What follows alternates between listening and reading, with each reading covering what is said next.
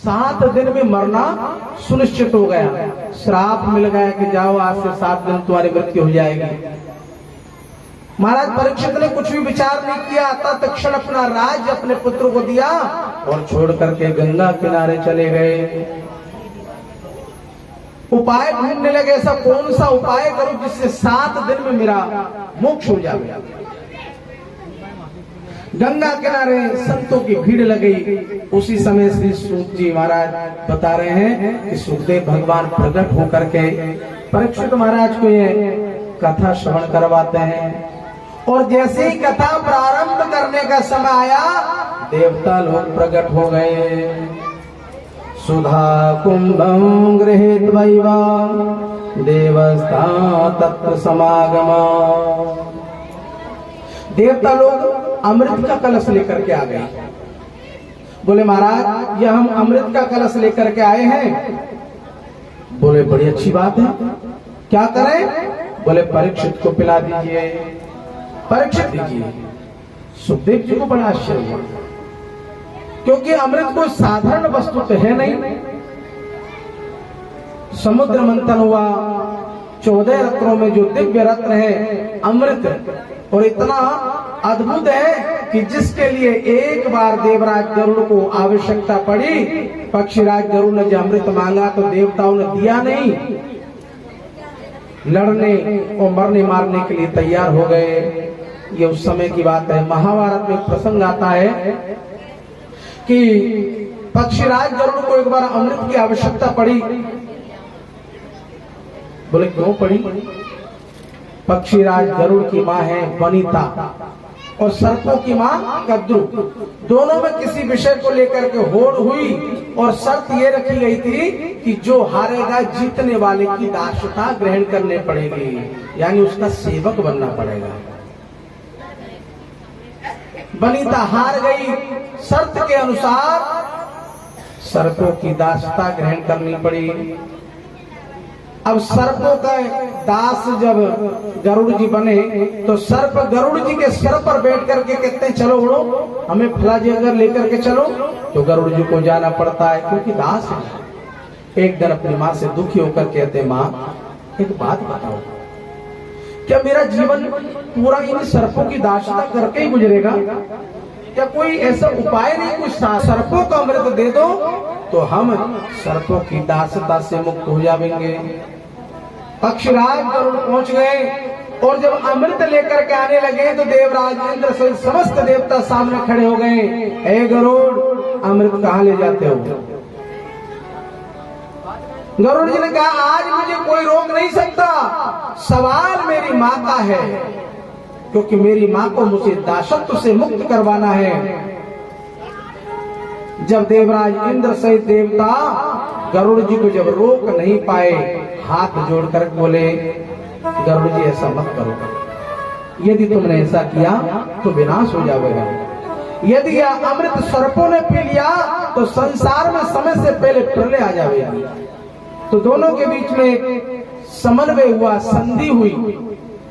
संधि के अनुसार गरुड़ जी अमृत लेकर के सर्पों के पास में गए, सर्पों को अमृत दिया, अपनी माँ को दासत्व से मुक्त किया और उसी समय देवराज इंद्र आए और अमृत लेकर के अंतर ध्यान हो गए। कहने का तात्पर्य क्या है? जिस अमृत के लिए देवता मरने मारने के लिए तैयार हो गए, आज उस अमृत को सरलता से ला करके रख दिया कि ये परीक्षित को पिला दीजिए भाई। क्या कारण है? देवता लोग इतने परमार्थी कब से हो गए? ना हमने पुकारा, ना परीक्षित भागवतामृता। कहा करे देवताओं, तुम यदि श्रद्धा से श्रोता बनकर के आते तो मैं अवश्य तुम्हें कथा श्रवण करवाता, परंतु तुम तो सौदागर बनकर के आए हो।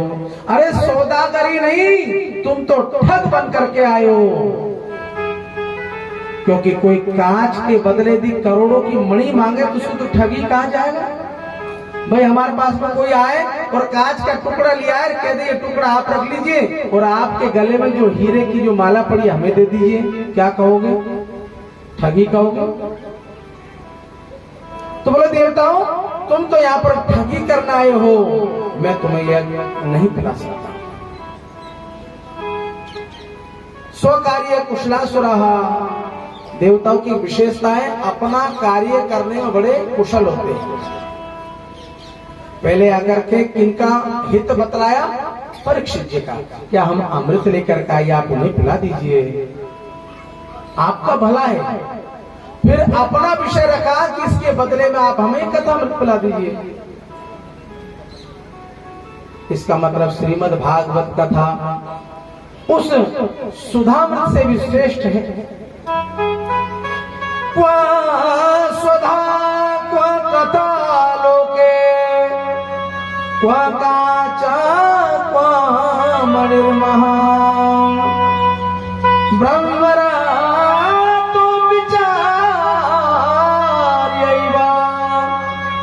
देवांजा सहसः।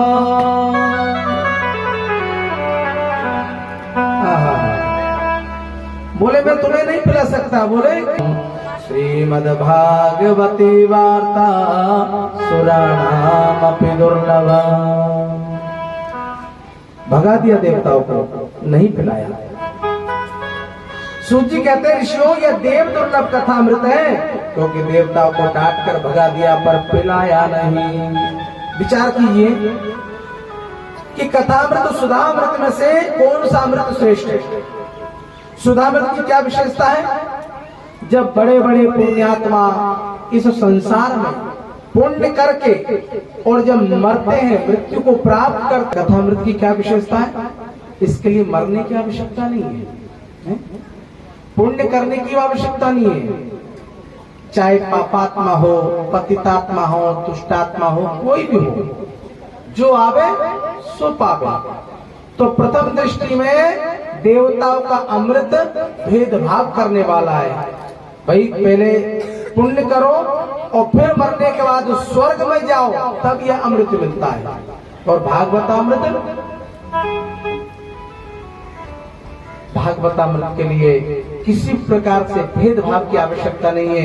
बुलवाया एक पलड़े पर अनेक धर्म शास्त्रों को रखा और दूसरे पलड़े पर श्रीमद् भागवत कथा को रखा, और जो ही पलड़ा उठाया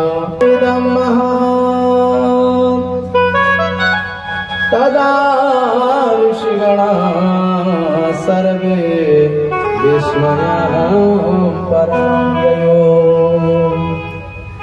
विस्मित हो गए समस्त देवता और ब्रह्मा बाबा, ये क्या चमत्कार हुआ।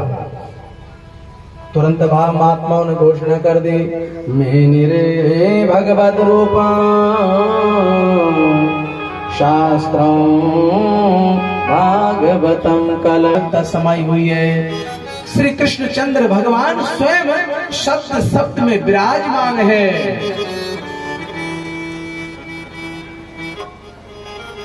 ऐसी देव दुर्लभ कथा। ऋषियों ने प्रश्न किया, महाराज यह 7 दिन में सुनने की परंपरा कैसे प्रारंभ हुई, कहां प्रारंभ हुई? सूत जी कहते हैं सनक सनंदन सनातन नारद जी को प्रथम 7 दिनों के लिए जब कथा प्रारंभ हुई, यह परंपरा नारद जी के साथ प्रारंभ हुई। सोनक जी कहते महाराज नारद जी तो 2 घड़ी से कहीं ज्यादा टिकते नहीं, ऐसे ऐश्वर्य से नारद ने कैसे 7 दिन तक एक समय पर बैठकर, एक स्थान पर बैठकर कथा क्यों श्रवण करी, क्या कारण रहा, कृपा करके सुनावे। सूत जी महाराज यहाँ पर कथा को विस्तार रूप देने जा रहे हैं। एकदा ही विशाला चत्वार नारद। एक समय की बात है, सनकादि ऋषि बद्री नारायण धाम में भ्रमण कर रहे थे। क्यों? सत्संग के लिए। देखो सत्संग जीवन में बड़ा महत्वपूर्ण होता है। जिसके जीवन में सत्संग नहीं है उसके जीवन को भूमि पर भार बतलाया है। सत्संग का अद्भुत महत्व है।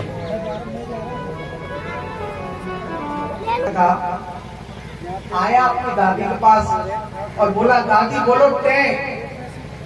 बोलो क्यों? बोले बोलो टे। बोले पहले बता तू मेरे से टे क्यों बुलवा रहा है? नहीं बोले पहले तुम टे बोलो। दादी ने कहा इतनी जिद कर रहा तो कोई तो कारण है? अच्छा बेटा तू एक बात बता। बोले नहीं, चलिए 5 रुपए ले और तू मुझे बता तू टे क्यों बुलवा रहा है? 5 रुपए लिया तो वो नन्हा सा बालक बोला, बोले रात को मम्मी और पापा सोफे पे बैठे हुए थे और बात कर रहे थे कि जैसे दादी टे बोलेगी सारी संपत्ति हमारी हो जाएगी। है? तो यदि सत्संग नहीं करेंगे, भगवान का भजन नहीं करेंगे तो हम भी भजन हो जाएंगे। तो ऐसा ना हो कि हमारा भी टे बोलने का कोई इंतजार करे। है? इसलिए खूब भगवान का भजन करो, खूब सत्संग होना चाहिए जीवन में। हर जिनको जीवन में मिला सत्संग है, जिन्हें जीवन में मिला सत्संग है, उन्हें हर घड़ी आनंद मिला। जिन्हें जीवन में मिला सत्संग है, उन्हें हर घड़ी आनंद मिला।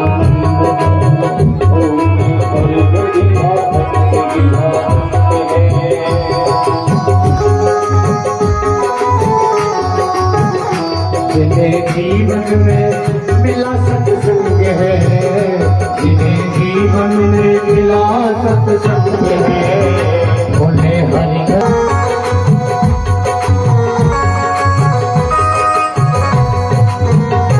संत ऋषियों की वाणी को मानो, तत्व क्या है जरा पहचानो। संत ऋषियों की वाणी को मानो, तत्व क्या है ये पहचानो। संत ऋषियों की वाणी को मानो, तत्व क्या है जरा पहचानो। इसके 84 कट जाते फन है, सबके 84 कट जाते फन है, उन्हें हर घड़ी आनंद ही आनंद है।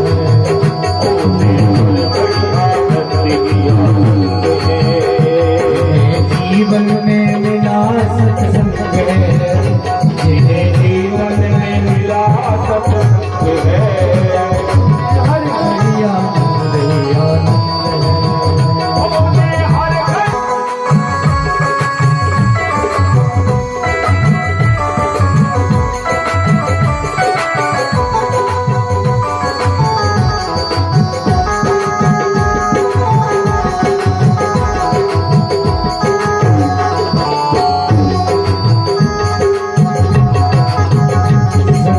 मीरा कबीरा ने गाया, तुलसीदास ने दर्शन को पाया।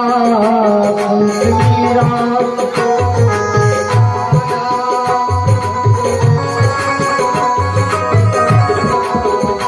सूरा मीरा कबीरा ने गाया,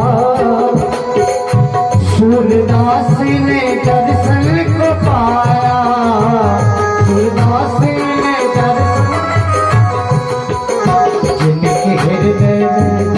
जिनके हृदय में राम नाम बंद है, जिनके हृदय में राम नाम बंद है, उन्हें हर घड़ी आनंद ही आनंद है।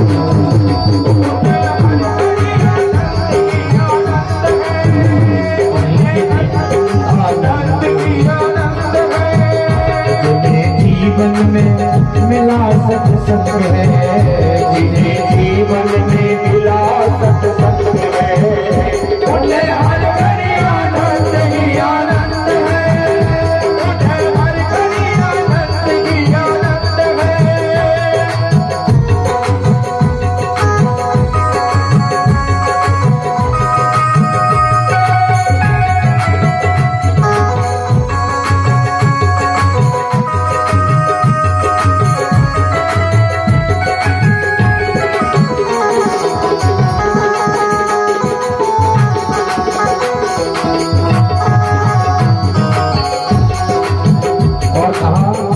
स्वर्ग जाने की इच्छा नहीं है, मुक्ति पाने की इच्छा नहीं है।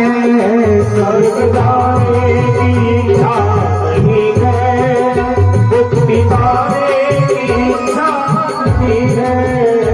स्वर्ग जाने की इच्छा नहीं है, मुक्ति पाने की इच्छा नहीं है।